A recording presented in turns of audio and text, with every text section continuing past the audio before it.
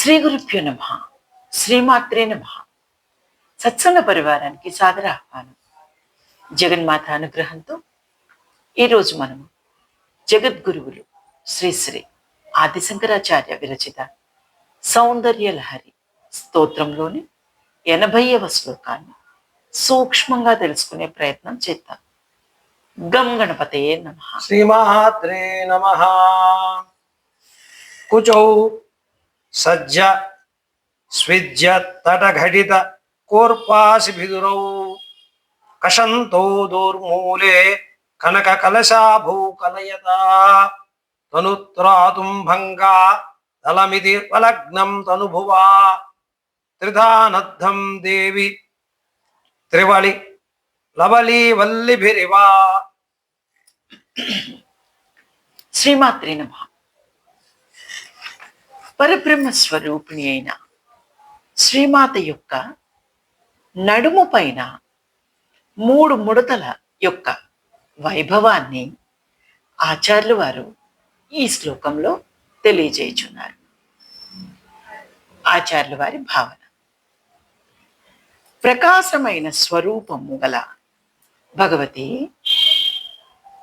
ఎప్పటికప్పుడు చెమట పోయిచు పార్శ్వములందు అంటుకుని ఉన్న రవికను పిగుల్చుచున్నవియు, బాహుమూలముల సమీప ప్రదేశములను ఒరియుచున్నవియు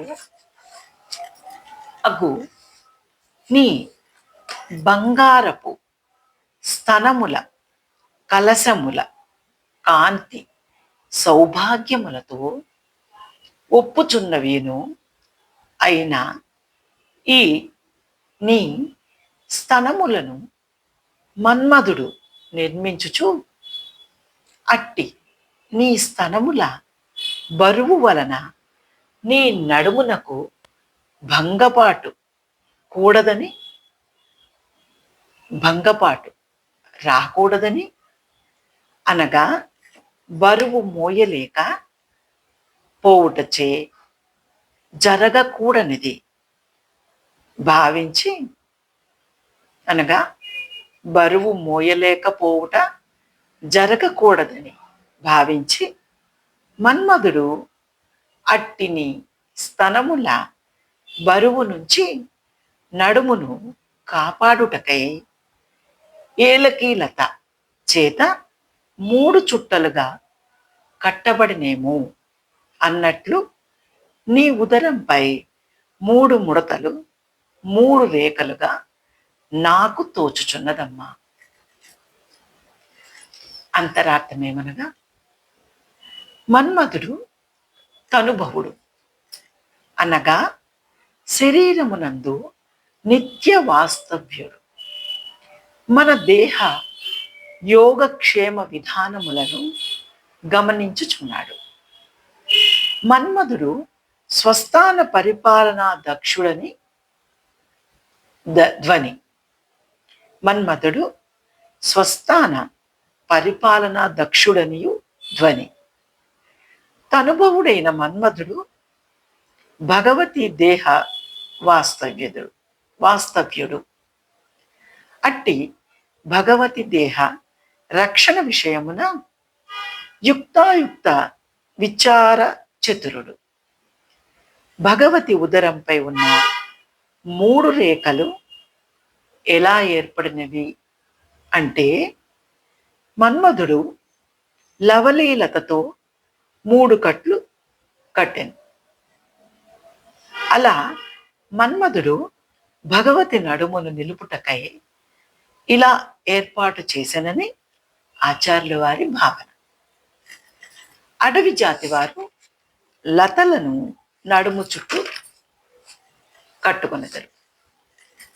ప్రతి వ్యక్తిలోనూ సత్వ, రజ, తమో గుణాలు ఉంటాయి. ఒక్కొక్క వ్యక్తికి వారి ప్రారబ్ధ కర్మ చేత ఒక్కొక్క గుణము ఎక్కువ తక్కువగా ఉంటూ ఉంటాయి. వాటిని బట్టే ఆ వ్యక్తి ప్రవర్తన ఉంటూ ఉంటుంది. ఈ 3 గుణములు వ్యక్తి బుద్ధిపై, మనస్సుపై స్వాధీనపరుచుకొని మరియు వశం చేసుకొని అట్టి ఫలితాలు ఆ వ్యక్తి ద్వారా బయటకు కనబడేటట్లు చేస్తాయి. ఇవే జగన్మాత ఉదరంపై ఉన్న 3 రేఖలు. ఈ 3 గుణాలకు అతీతురాలు జగన్మాత. అట్టి జగన్మాత యొక్క మాయాశక్తి మాయాశక్తి స్వరూపిణి అయి నారాయణి అయి ఉన్నది. ఆచార్యులు వారు ఈ శ్లోకంలో జగన్మాత స్తనభారమును బలహీనంగా సన్నంగా ఉండే నడుమ భాగము విరిగిపోకుండా నడుము చుట్టూ లవలి తీగలతో 3 చుట్లు చుట్టి బిగించి మన్మధుడు కట్టినట్టు ఆత్మజ్ఞానమైన జ్ఞానశక్తిని వివేకము ద్వారా తెలుసుకోవటం భారంగా భావించే బలహీనమైన వ్యక్తులను కాపాడుకోవటానికే కాబోలు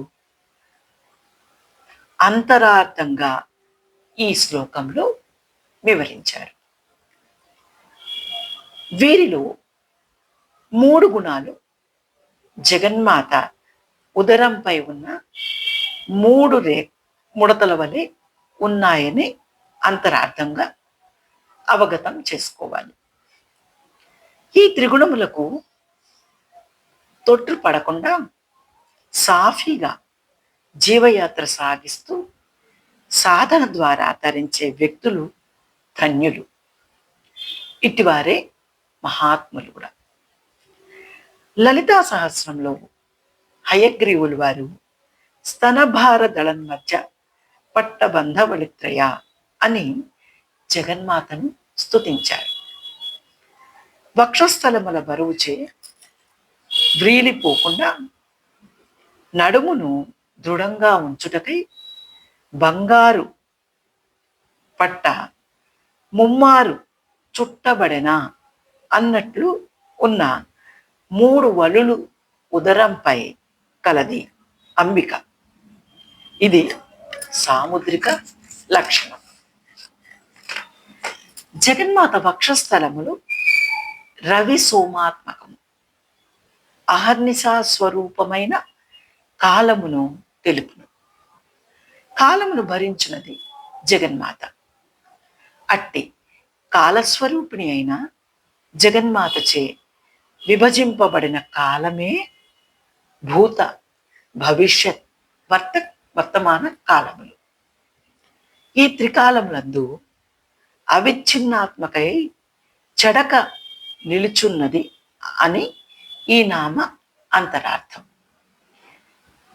ఈ త్రికాలములే జగన్మాత ఉదరంపై ఉన్న 3 ముడతలు, 3 రేఖలు. జగదంబ విచిత్రమత్ర కిం పరిపూర్ణ కరుణాశ్రిచేన్మయి అపరాధ పరంపరావృతం నహి మాత సముపేక్షతే సుతం. ఇది ఈ శ్లోకం యొక్క సూక్ష్మ వివరణ. జగన్మాత అనుగ్రహం మనందరి మీద కలుగుగాక. శ్రీమాత్రే నమః.